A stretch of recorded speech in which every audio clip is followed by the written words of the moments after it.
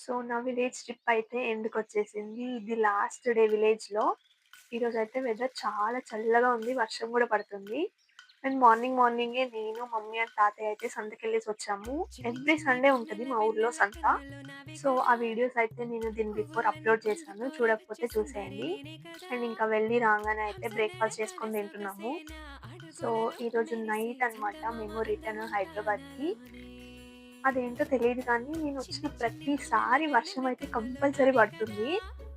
And ఇంకా అమ్మమ్మ lunch కూడా ప్రిపేర్ చేసేసింది. చేపల పులుసు అండ్ పీతల పులుసు.